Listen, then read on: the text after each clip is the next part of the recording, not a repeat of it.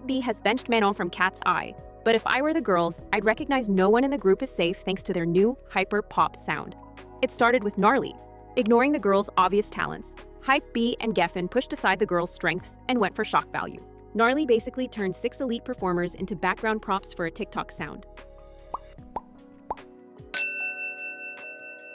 This choice in production and the new era of Katseye's song choice instantly made me weary, since it says something much bigger about pop music, algorithms, and where AI is going to fit into the music industry as we move forward. Enter in Internet Girl. The song is catchy, viral, and perfectly engineered for the TikTok algorithm. And that's precisely the problem.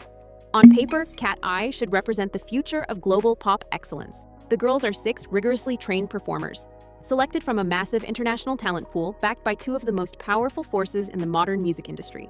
Yet in practice, Katseye's music often does the opposite of showcasing that talent. Instead, fans get over-sexualized songs like Internet Girl and songs like Gnarly that flatten out the girls' individuality, obscure their actual talents, and reduce them into elite performers who are interchangeable and just blank canvases for their music producers and label to canvas any gimmicky sound over.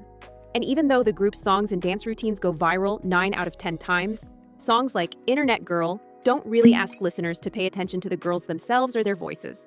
Heck, it doesn't even highlight any of the robust training we saw in Dream Academy.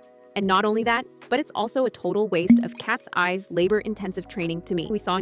After all, the K-pop trainee cycle all but guarantees their artists come out polished and performing as the total package as performers who can dance and sing all while being media trained. Songs like Internet Girl and Gnarly do the opposite and forces us all to keep scrolling because they're just filler sounds on TikTok that any random influencer could make. They don't really require us to listen to Katseye.